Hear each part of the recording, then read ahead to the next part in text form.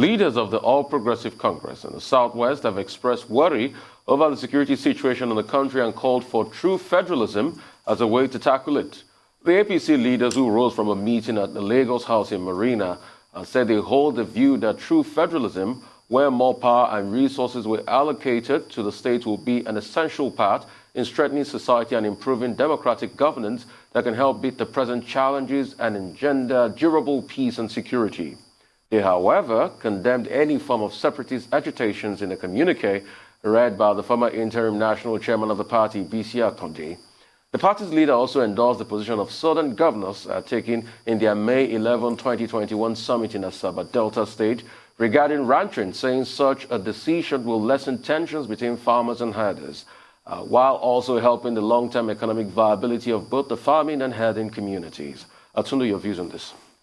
Well, this meeting endorsing the view. Okay, we'll take a quick listen to this. We'll be right back. We express our strong opposition to separatist agitation and hate speeches, while urging those indulging in such to desist forthwith. We renew our belief in the unity, stability, and sustainability of the country. We note with significant concern the security situation in the country. Terrorism and violent criminality threaten many areas, adversely affecting the lives and livelihoods of too many innocent and peace-loving Nigerians. While mindful of the resource and other constraints facing the nation, we urge the federal government to continue to make the necessary expenditures and allocate sufficient resources to enable the military and security agencies to tackle the difficult security challenges confronting us. For Nigeria to overcome these challenges, we must do so with unity of purpose and action. The desire for peace and the chance for a prosperous and just society is universal and transcends all regional, religious, or ethnic divisions. Sadly, many public figures have made statements that spark division and undermine the needed unity of purpose. We urge government at all levels, security agencies, and public leaders across the country to do everything possible to prevent tension so that we sustain the necessary unity to defeat these challenges to our national security. All responsible Nigerians must speak and act in a manner that strengthens our common cause against these common threats to our collective peace, justice, and development. We restate our abhorrence of violence as a means to achieve either political or economic power and influence. We strongly condemn violence of any form in any part of the country, regardless of ethnic or regional identity of the perpetrators of the violence or of the victims. Government must do all it can to protect potential victims and to assist those who have previously been victimized by terrorism or widespread banditry. Welcome back. Tunu, back to your views on that. Right, as I was saying, I think that this was an order to sort of sanction the ban on open grazing that was agreed upon during the meeting of the Southern governors. And people like the Attorney General of the Federation should kindly note, to borrow a phrase that I heard there, all responsible Nigerians, quote unquote, who don't see things through the prism of ethnicity should support that ban on open grazing. I mean, it's time to move into the modern times, quite frankly, and not make false equations with spare part traders. But let me not digress. So they talked about restructuring true federalism, abhorrence of violence, addressing, the need to reestablish security in this country, which is all spiraling out of control.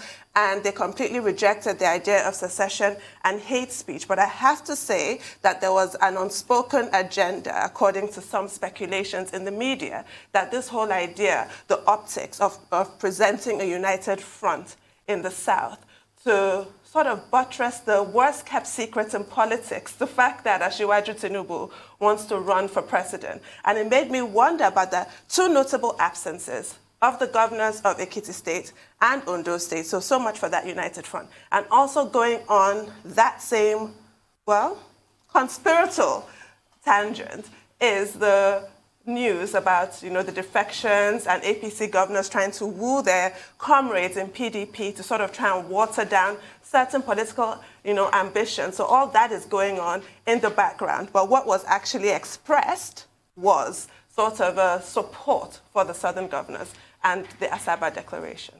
Dr. Patti? But on the whole, I think that it's important to see, even at the party level, some of the leaders of the APC in the Southwest coming together to express, their concern about the state of the nation. The meeting was summoned by Chief B.C. Akonde, former interim national chairman of the APC at the national level. And good point you made about the subtext and also the notable absence of the governors of Ondo and Ekiti states. They didn't even send representatives. Yes. But the meeting was attended, of course, by the Speaker of the House of Representatives and also some leaders of the party within the Southwest, and also notably General Lani Akeneade, Chief Pius Akinyelure, Chief Oshoba, of course, is the chieftain of the APC. As for the issues that they have outlined, they came up with a 9-point communique. I think the more critical part of their recommendation is their affirmation of belief, commitment to the unity, stability, and sustainability of the Nigerian Federation. And this is against the background of the agitation in the Southwest by groups, certain groups, Ilana Omodua and the group led by Chief Sunday Adeyemo, popularly known as Sunday Igboho. They have held rallies in Abeokuta, in Osogbo, and during the weekend in Akure. And at each of those rallies, the position of those agitators is that they want an Oduduwa nation. They want a Yoruba nation. They want to, leave Nigeria. Now, the APC leaders have provided another view of the coin to say that, look, they are not in support of the idea of an Oduduwa republic. And this was the point I made earlier on, that, look, except you have a referendum, which is not even provided for under the 1999 Constitution, because the framers of that Constitution did not envisage that anybody will ever say they want to leave Nigeria. Hence, the Constitution talks about Nigeria being indissoluble. So the APC leaders in the Southwest, they've taken that line and they've repeated it. However, they need to be aware of the fact that those who are asking for agitation for secession in the Southwest have also issued a threat that they will not allow elections in 2023 in any part of the Southwest, and that any politician that pastes any poster seeking a political office will be directly attacked by them. So I don't know. They have to engage, these other stakeholders and see and ensure that there is peace, not just across the Southwest, but elsewhere as we move towards that general election of 2023. They are calling for federalism. And with regard to federalism, they are asking for devolution of powers to the state. And they are also asking for state police. They say there should be state police forces across Nigeria. And of course, we've been on this matter of state police for a very long time. They also had a word for traditional rulers. They praised traditional rulers for the role that they are playing within the polity and urged them to continue to play that role. But they did not go as far as saying that maybe there should be a constitutional role for traditional rulers, which is one of the issues being considered during the town hall hearings, town hall meetings that the National Assembly is organizing this week on the issue of of a constitutional amendment. And then, of course, they condemn the violence, and they ask the security agencies to do a lot more. Okay, all those are, common sense recommendations. But I think the bigger issue, the bigger challenge in the Southwest is the challenge of the separatist agenda by a number of groups in the Southwest. All right, we want peace. We always sue for peace. Yeah, that's all on news headlines. Take a short break now. When we return, we'll have Rotu Zodiri, Michael Wilson, Adesu Omoro, Aaron Akerja. Let's give us updates on Africa, global business, COVID-19, and sporting activities across the globe. Stay with us.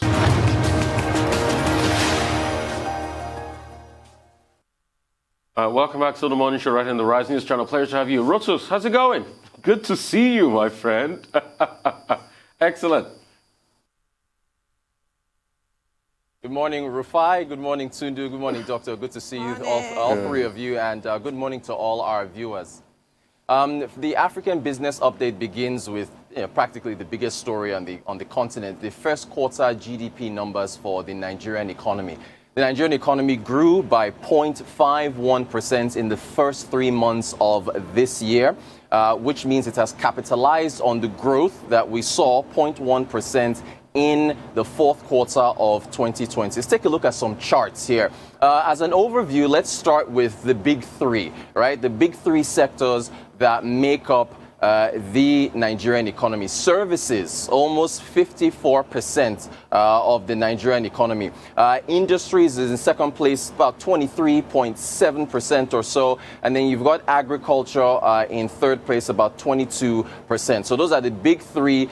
Just as an overview for our viewers, those are the big three that contributes to the economy of the largest economy in Africa. We now look at Q1 GDP figures. Let's look at this Q1 GDP chart. You will see the figures there, 0.51% for Q1 2021 versus 0.1% for Q4 2020. So marginal increase. It's under population growth, which is 2.7%, I guess, on an annualized basis. But it shows that we're still growing, and it was, I believe, in line with what economists were expecting. There's an article in today's This Day newspaper on the cover. I encourage everybody to read it, where analysts were suggesting how to keep the momentum going. Let's look at the sectors now. The first sector we'll be looking at is the contraction of the oil sector.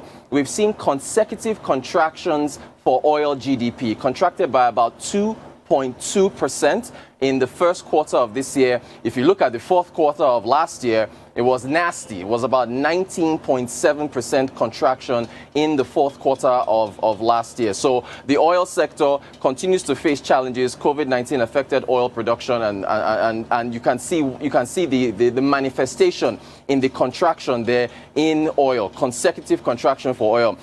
Let's move to oil production. If you look at oil production and this chart, we should have a chart up of oil production. The last 4 bars or last 5 bars, you'll see that oil increased to 1.72 million barrels per day in the first quarter of this year, which is a bounce back when you consider the consecutive slide in the last 4 bars on the chart there. 2 million barrels per day Q1 2020, 1.8 Q2 2020, about 1.6. I think it fell to 1.5 in Q4 2020. So that was a low, a 4-year low. But it bounced back in Q1. So oil production up to 1.72%. Let's look at oil's contribution. Oil contribution to GDP, 9.2% in the first quarter of 2021, as opposed to about 5.4% in Q4 of 2020. I think Q1 was about 9.5%. But here's the thing. This is a sector that contributes less than 10% of GDP, but yet is responsible for about, 65% of foreign exchange earnings. That continues to be Nigeria's struggle when you look at the contribution from the oil sector. Now let's move to the non-oil sector and look at non-oil sector growth. You see that it shrunk. Non-oil sector was at 0.75% in the first quarter of this year, down from 1.68, 1.69% in the fourth quarter of 2020. That was essentially the driver of growth for the Nigerian economy. For anyone that is curious, it was the non-oil sector. Let's look at the drivers. Let's look at the drivers for non-oil sector growth. ICT, of course, it was particularly telecommunications in the ICT sector. It was also food, beverage, and tobacco in the manufacturing sector. It was also, there was a couple other sectors there as well. Real estate, I think construction in real estate, and those are pretty much the sectors that drove growth. However, if you're wondering why we saw a slowdown from Q4 2020, 1.6% to Q1, it's because those sectors actually shrunk. For example, telecommunications, or rather ICT, was at 14.4 or 14.7% in the fourth quarter of last year. It shrunk to about 6 or 7%. Why? The Nigerian Communications Commission and that ban on SIM cards, where they were trying to get the NIN numbers put together. We lost about 12 million subscribers in the first quarter of this year. So that contributed to a slowdown in ICT. I believe manufacturing bounced back, but other sectors slowed down. Pretty much Q4, when you think about the Q4, that sector, or rather that period of time, you've got the Christmas period, you've got more consumption, you've got more activities. There's usually a slowdown from Q4 over to Q1. So that's the drivers of non-oil sector growth. Look at non-oil sector contribution. Right, about 90 or 92%, right, compared to the prior quarter. Again, this is the flip side of the argument with oil, where you have the non-oil sector contributing over 90% of GDP, but yet does not contribute as much FX earnings as the oil sector. And then finally, Timi Presilva, just we've done with GDP now. Timi Presilva put out a press release on Friday saying, that's the Minister of State for Petroleum Resources, saying that there will be no pump price increase in the month of June. And that is our Africa Business Update for today. Right. Rotus, exciting insights, and good you pulled out the GDP numbers and you broke it down and you showed the sector. I mean, we know how this has gone over quite a while. We know the challenges. We've talked about the Orosoye report. We've talked about blocking those loopholes. We've talked about reducing government spending. And we talked about diversification. I mean, you brought a report a couple of weeks back now when you talked about the fact of the taxes we receive from the mining sector, which is a very veritable sector if we harness it properly in Nigeria, you know, is quite very low. The textile sector, which if you were to flip these GDP numbers and show me the GDP number of Nigeria in the 80s, you would see that the textile sector will bring in a lot of money to the GDP and add to the GDP of this country.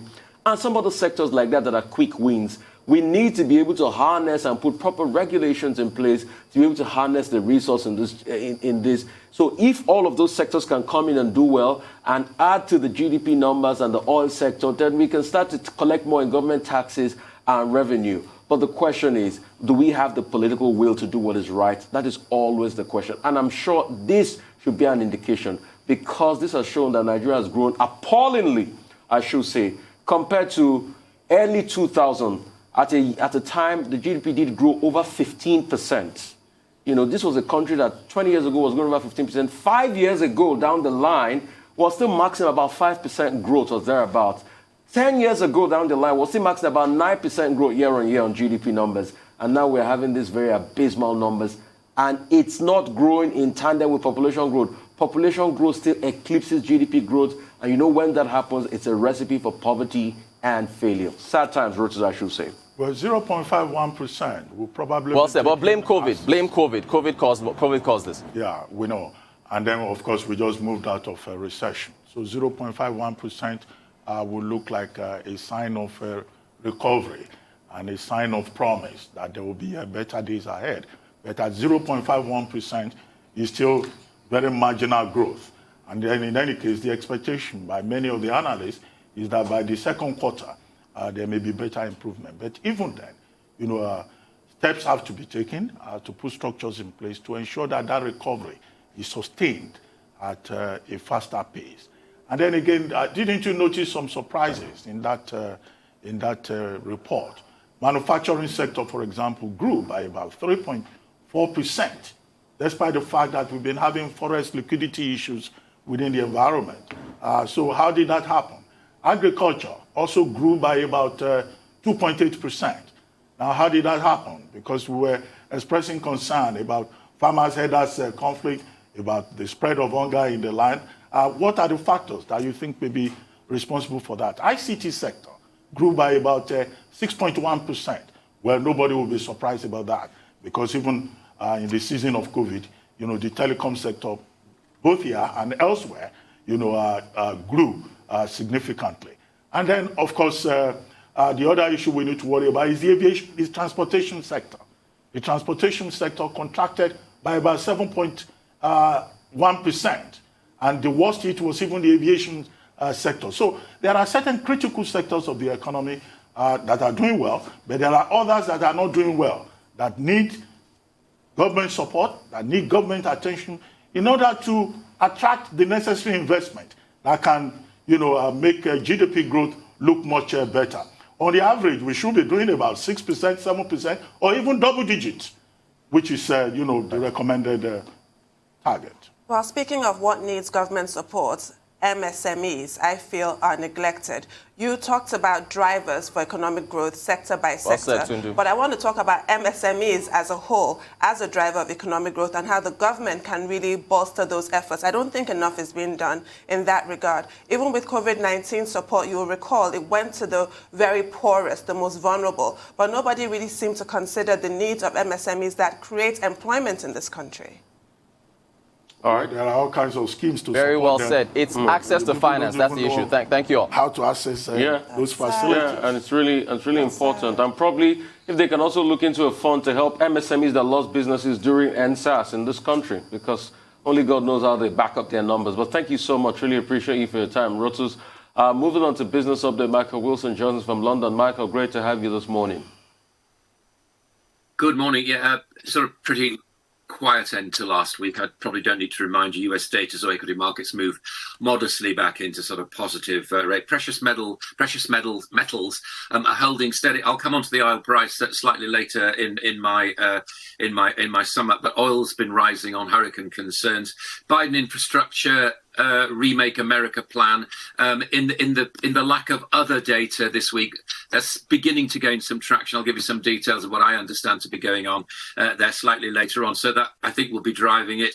Commodities remained under pressure. China is continuing to make noises about speculative excesses driving up prices. Well, fine for them to do that, but they are the world's biggest net importer of ores, for example, and therefore they will need to look to their own devices about that. So as far as markets in Asia Pacific are concerned, mixed really. Not a lot of guidance. South Korea Kospi down about quarter, Hang Seng down about half, Shanghai Composite down about 1/3%. US stock index futures little changed as we went over the weekend and into Asian trading. The stocks are coming off after a mixed week basically. Asia definitely in a wait and see mood, and that's really emphasised by Whitsuntide holiday, which is a religious holiday in most of Europe apart from the UK, and so with this we are the only market really open. The markets will probably, it's expected, buy on the dip, and that's really how the week will go. Osaka, this is Japan's second largest city, overwhelmed under a huge rage of the new coronavirus infections, running out of beds and ventilators. This is now their fourth surge, and a warning about a systems collapse, and much against really now advising against doing any Olympics this summer. It's home to 9 million people. It's not hugely densely populated, but it's a big problem, and only half of Japan's medical staff have completed inoculations. That is unbelievable, isn't it? Staying with Japan, the Nissan trial continues. Carlos Ghosn, as you know, fled to Lebanon. $87 million pay packet. Questions about how it was paid, what he's spending it on, any kind of services required after his retirement and compensation, all the rest of it. That trial is just continuing to keep an eye on that. China's labour market faces a number of challenges. I've already mentioned this, the fact that they're growing old. They're turning now to automation to help that. It's part of a much broader trend in China, the push towards automating jobs. Labour market in the world's second largest economy faces these enormous challenges of potentially getting old before it gets rich. That's Jack Ma's standing down, not permanently. He's standing down as president of the Elite Business Academy. He set up 6 years ago, part of Beijing's crackdown on the billionaires' influence around China's society. This one's at Hupan University, largely disappeared from public view. We haven't really seen much of him, heard much of him since, last October, really. Crypto circus continues. Elon Musk tweeted he remains a believer in cryptos. That's quite handy when you've got $1.5 billion worth of them. However, China again emphasizing the fact that it will clamp down on crypto miners. And I think we've got a new phrase here called peak Musk. In other words, when will he stop tweeting about this? And where will the price actually settle? It may well slump to about 30,000 this week. It's recovered to 35 this morning. Once again, let's be absolutely clear about this. It's fine to do it. If you want to play with it, then good luck with it. A clean break to 30,000 will probably see what's in a capitulation trade. The fact is it's facing serious headwinds from regulatory authorities. I leave it completely to you. Make no comment about it. That's just what's going on. Now, the White House, in its effort to keep going with global minimum corporation tax as a priority for Joe Biden, they now unveiled, as I told you last week, this like 15% target. Well, it's coming down. It was going to be 24%.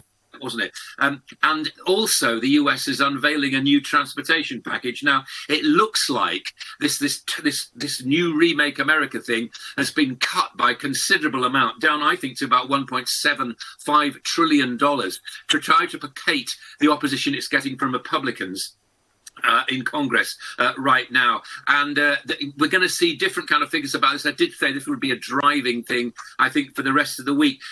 We all know about these infrastructure projects. The warning is everywhere in the world, cost overruns, changing priorities, technical problems, and so on. And where is it actually financed from? Nobody has ever cracked this. What they do is they say the state should spend money on it, but private business, no. UK Bank of England governor, I'm talking about England now, the UK now, is going to be facing a Treasury Select Committee, facing administrators to talk about the forecast that the bank's made. Growth 7.25% for this year, fastest since 1941. Interest rates to rise by 0.25% maybe before the end of the year to 0.6% in 2024.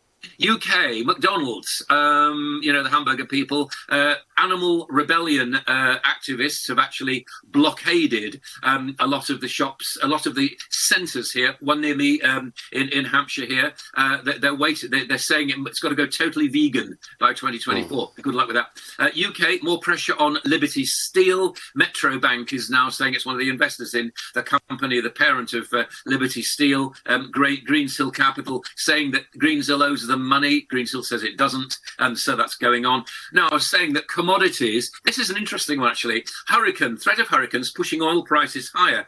I have to say, if you look at the US Hurricane Center website, as I did this morning, I can't see much on there. It looks like it'd be a bit of a storm in a teacup, I think. But anyway, it's pushed prices up, and gold has been consolidating at the top of its range. That's the week ahead, okay, really. Michael. That's where we're going with the global view. Okay, Michael, I think the oil market really has a mind of its own, really, because when you see things that have put oil prices up, you're surprised. But I want to talk about two things. Number one will be taxes, 15%.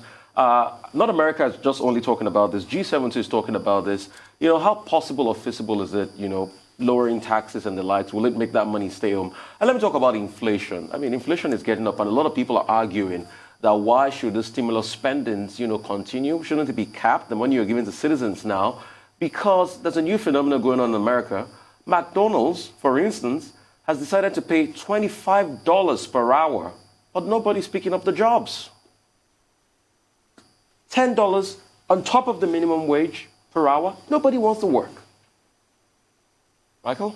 I wouldn't say nobody wants to work. What I'd be saying is that maybe people are not necessarily attracted to going to work for McDonald's. I think that the work ethic is still particularly strong in the United States. I don't feel it's been particularly eroded. I mean, there is an argument to say that they shouldn't have put $1,400 in everybody's back pocket, certainly, but I don't quite see what else they could do. So we're back down to our old argument again, aren't we, about inflation? I don't think it's moved on particularly. I mean, we know what the backstops are about the argument, don't we? We know we've got got a Fed that's saying they're going to look through it because they feel it's necessary to pump something in. The infrastructure plan, if it ever gets underway, and I do think that it'll get completely watered down. I don't, from, if it's like, how long are we into this now? 6 weeks into this, and it's now being reduced from 2.3 trillion to 1.75 trillion. And that's even before the real battle start about, as I was saying earlier, how it's going to be financed. So I'm not sure about inflation. I mean, I think there are dangers there.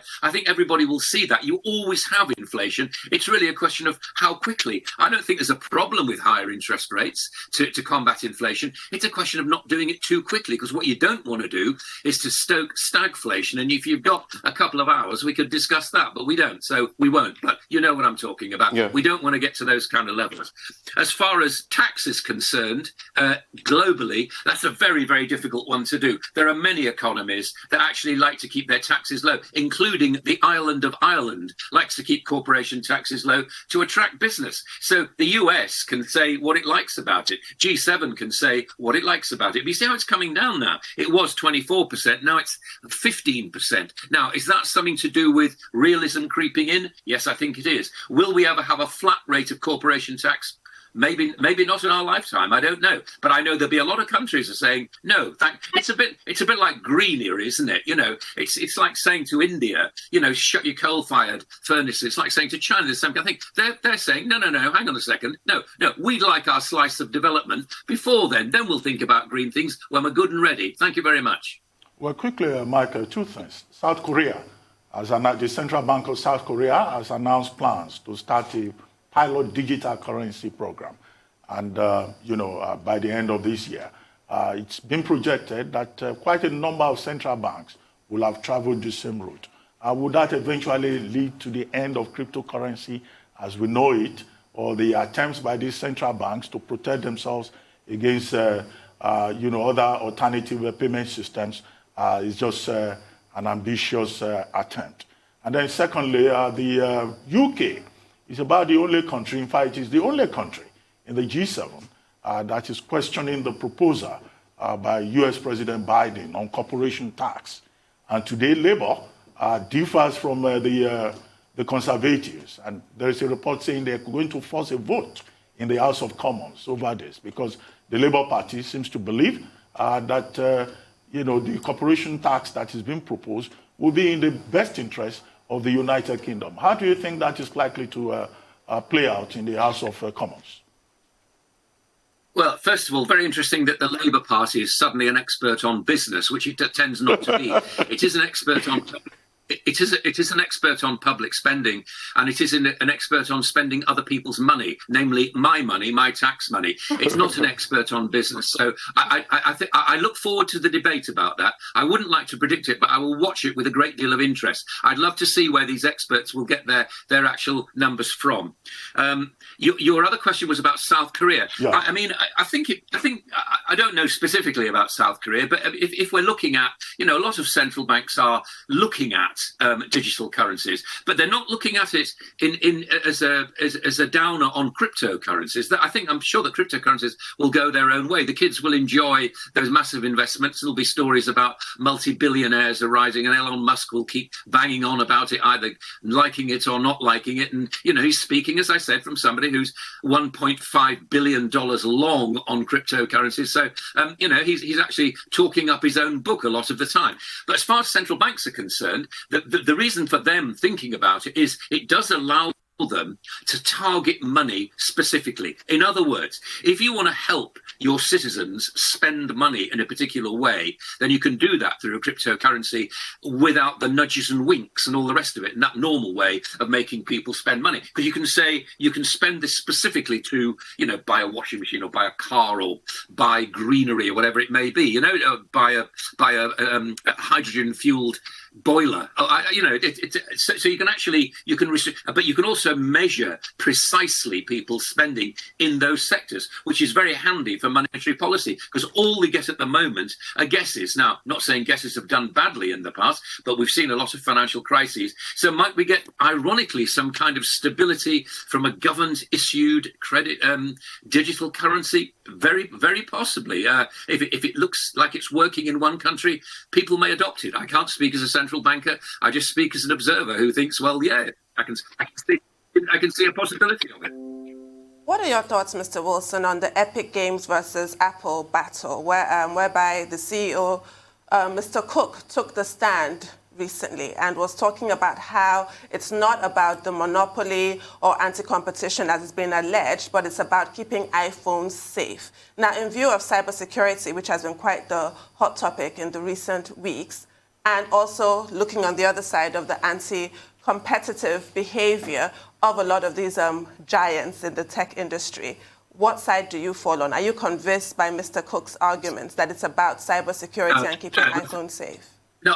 Not at all. No. Why would I be convinced about anybody who's running a company which acts in an anti-competitive way? I mean, how else does it make its money? It makes its money because you want to buy an Apple phone and you want to use Apple products. And so when I say you, I mean the population does. The overwhelming amount of people who buy Apple phones, forcing it to be the most profitable company in the world. Will it face competition from tech legislation? Yes, of course it will. I mean, we're going to see that. It's obvious that Biden's going to do that. It's obvious that Democrats are going to do it. It's obvious it'll happen around the world. It's obviously any economy, any government that needs to make money will be looking at these massive companies and saying, how do we get a slice of what they're actually, of their success?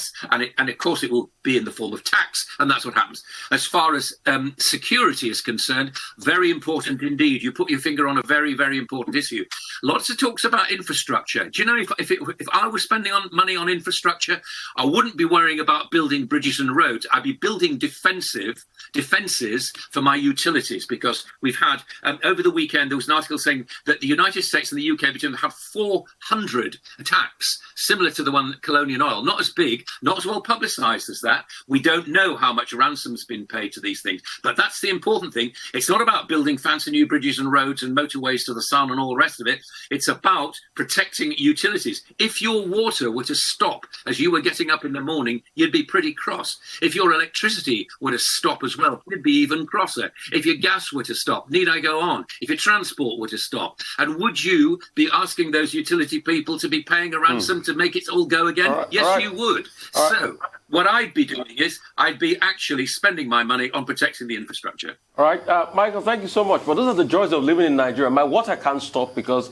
I bit the borehole. My gas can't stop because I bought the cylinder myself. Those are the joys of living in Nigeria. Thank you so much, Michael.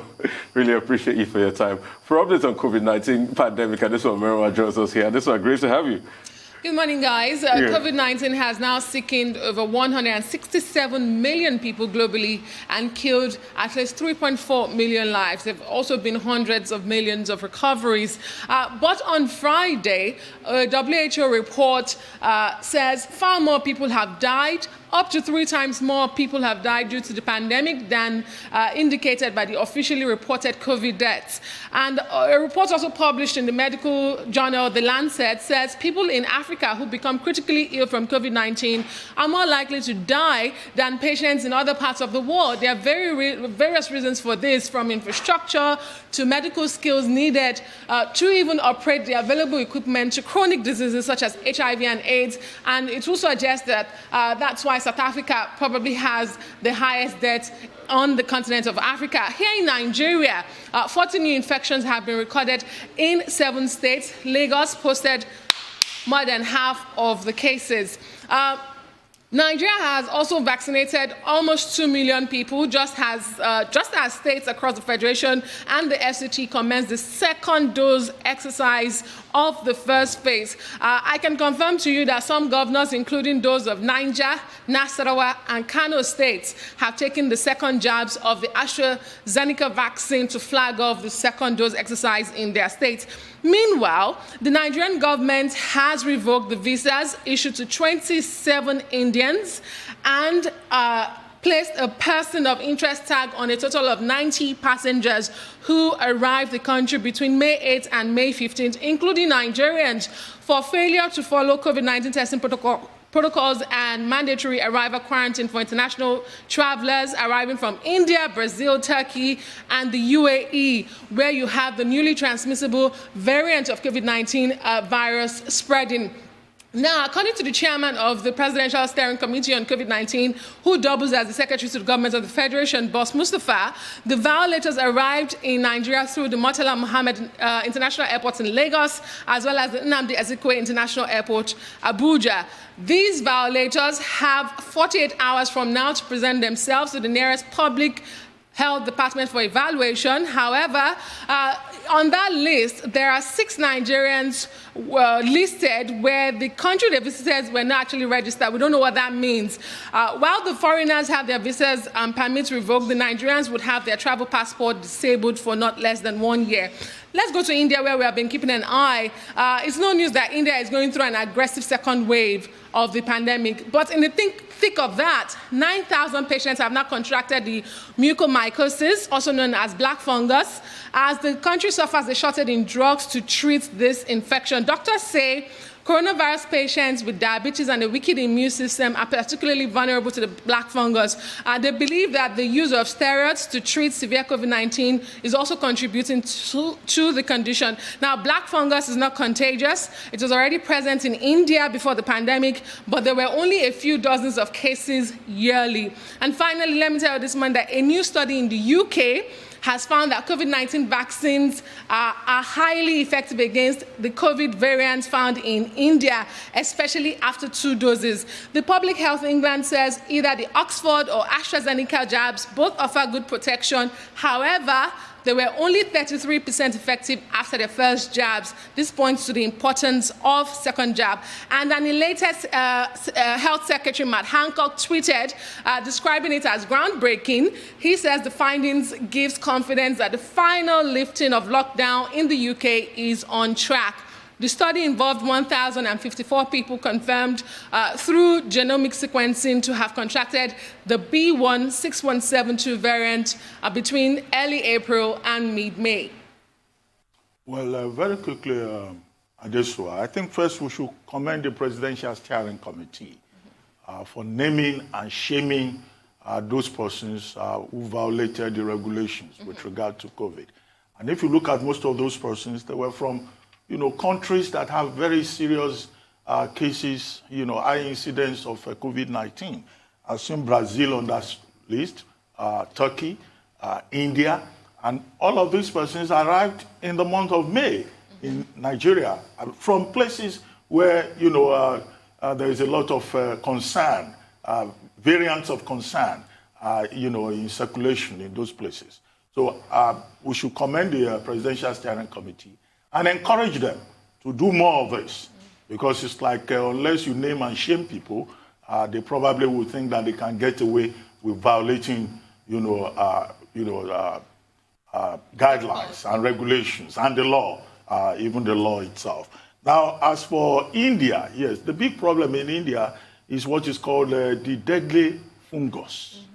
The deadly fungus, it's another problem that they have observed. Prime Minister Modi talks about it being a major challenge. And in fact, in one state, they already have more than 900 cases. And it's said to be a very deadly COVID-19 related, development that they have observed. It affects the respiratory tract, and it can even disfigure the face. And even worse is the fact that the drug that is used to treat it, amphotericin B, as they call it, is in very short supply. So clearly, India needs help. I mean, we've been talking about COVID-19. Then this is a deadly fungus, or what they call mucormycosis. Mucormycosis, yes, that's the name, the technical name. So India needs help, definitely, and it's very urgent. All the various countries that have been sending oxygen to India, they need to do a lot more. Now, over the weekend, the Prime Minister of the UK, Boris Johnson, announced what he calls a global pandemic radar, which will be launched with the help of the World Health Organization. And this is part of the attempt to track, diseases and to make sure that diseases do not develop into pandemics. Well, I'm surprised that this is just coming up now, but I think it's a good initiative so that the world can be better prepared, because this time around, it's like the entire world was caught by surprise. Now, the report that you referred to, published in Lancet. Yes. Yeah, look, even that report, it is stated there that what has been indicated in terms of the severity of COVID in Africa and what could be the possible outcome, that is even just an understatement. But it's still at the level of observation, but it's a warning call. And I think African leaders will take a look at that report. What they're saying is that if there are more severe cases in Africa, then the prediction of Melinda Gates may come to pass. Yes. We hope it does not get to that. I reject it. Well, you didn't complete that sentence. I didn't. But you know the rest. I know the rest. Oh, my goodness. I have an idea. But I just wanted to talk about what Dr. Abati said, and I completely agree. Yes. Those sanctions are in order, especially in the view of this report that you shared this morning, that severe COVID is more likely to kill Africans. So that minor inconvenience that these passengers just could not bring themselves to face, they're inevitably or invariably inviting calamity into other people's lives. That's just how selfish people are. So they deserve to be sanctioned, named and shamed publicly in this manner. I wanted to talk about the Pfizer vaccine and its efficacy against the Indian variant and AstraZeneca. That's great news. But disturbing news is coming out about the Pfizer vaccine that's now been administered to children above the age of 12 because there's some heart inflammation tendencies that have been reported and investigated. What are your thoughts on that?